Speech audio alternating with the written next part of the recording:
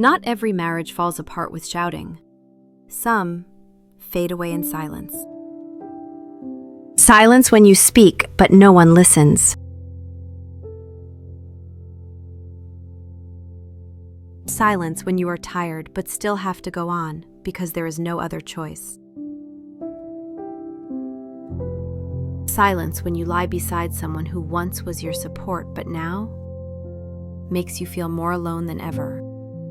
If you have ever wondered why you feel lonely inside your own family, if you have ever thought maybe you are too sensitive, too weak, asking for too much, then maybe this story is for you. I am a very ordinary woman. I wake up very early in the morning. I quietly get out of bed, prepare breakfast for my child. I step into my child's room, sit down by the bed, gently wake her up.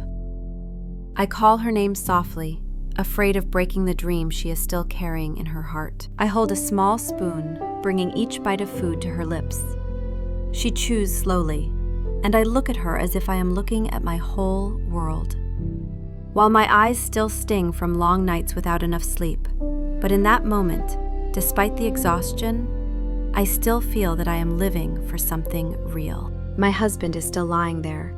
He turns over, reaches for his phone, checks the time, then falls asleep again. I pull the blanket up a little higher for him, not because he needs it, but because I am used to thinking ahead for others. Then I hurry outside, merging into the crowd, everyone trying to be on time. During the day, I work like everyone else. Emails, meetings, urgent tasks keep coming. I am used to nodding, before even thinking about how much more I can endure. Sometimes I open my phone, about to text my husband a short line. I'm tired today. Then I delete it, because I think saying it wouldn't change anything. In the evening, I come home to too many things waiting. Sometimes it's my child crying in the middle of the room. Sometimes it's unfinished homework spread across the table. And sometimes it's just a cold meal quietly waiting for me for a long time. My husband comes home later. He puts his bag down, lets out a sigh, and says, "I'm tired today." I look at him, then at the messy room, then at my child sitting there, waiting. In the end, I just nod. Not because I am not tired, but because some kinds of exhaustion no one has the strength left to say out loud. I nod. We eat together, but each of us looks at something different. He looks at his phone, my child looks at a screen, and I look at the meal slowly growing cold on the table. I am tired, but I keep going, because as a mother, there is no pause button. At night, when my child is asleep, I speak very softly to my husband. I'm tired. Not tired from lack of sleep, not tired from a busy day. I am tired from holding myself together all day. Tired from worrying about my child, about money, from pretending to be fine so no one has to worry. He doesn't look at me, still holding his phone. Everyone with a family is tired. Don't think too much. He says it quickly, like a habit, then turns his back. That was when I understood. To him, tired is just temporary. To me, tired is emptiness. Yet I still have to keep going, still have to play the role of being okay.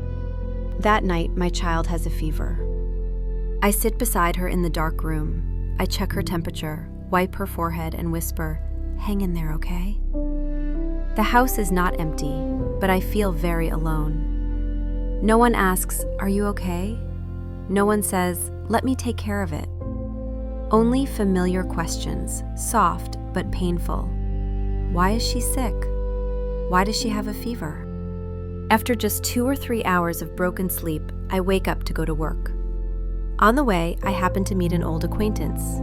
We exchange a few short, polite sentences. "Long time no see. How have you been?" She looks at me, smiles, then asks one more question. "You look tired. Are you okay?" I smile back quickly, the kind of smile I've learned to use in moments like this. "I'm fine." After saying that, my throat tightens.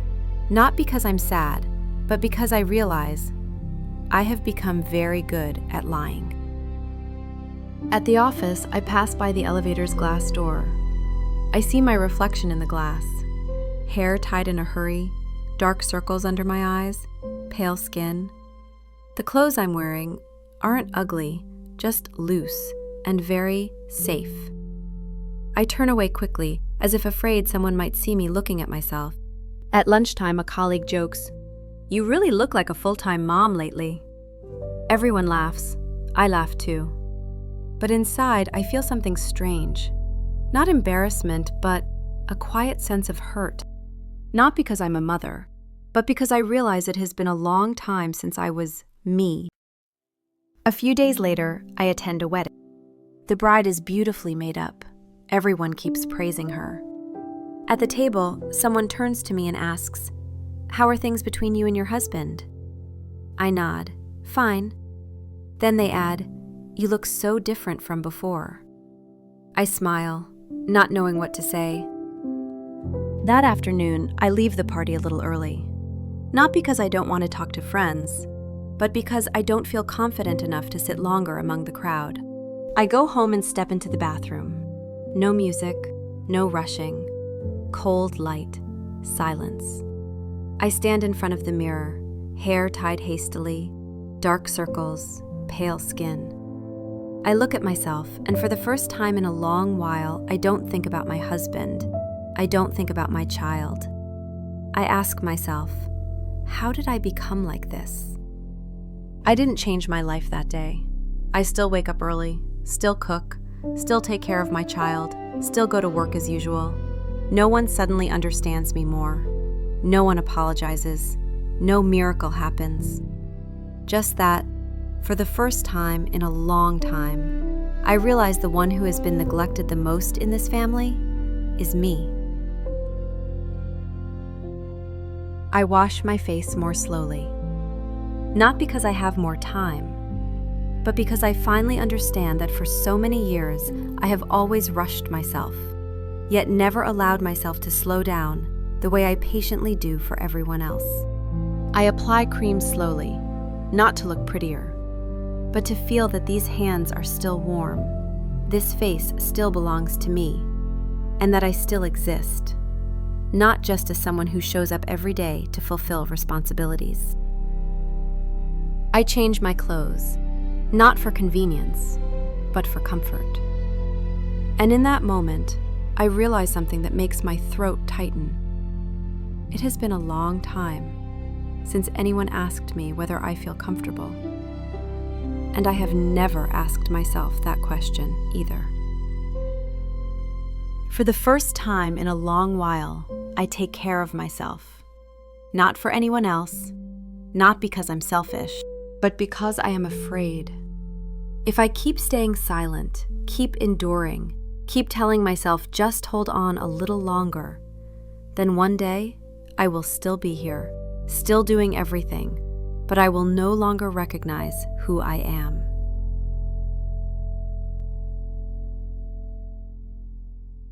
And if you are listening to this, if your heart sank a little at any sentence, if you have ever stood in front of glass, avoiding your own reflection, please don't blame yourself.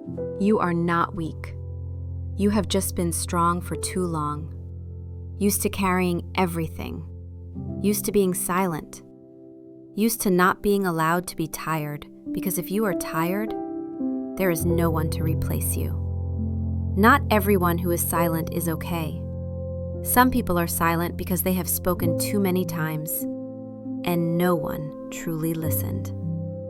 And the final question is, when no one stops for you, do you dare to stop for yourself?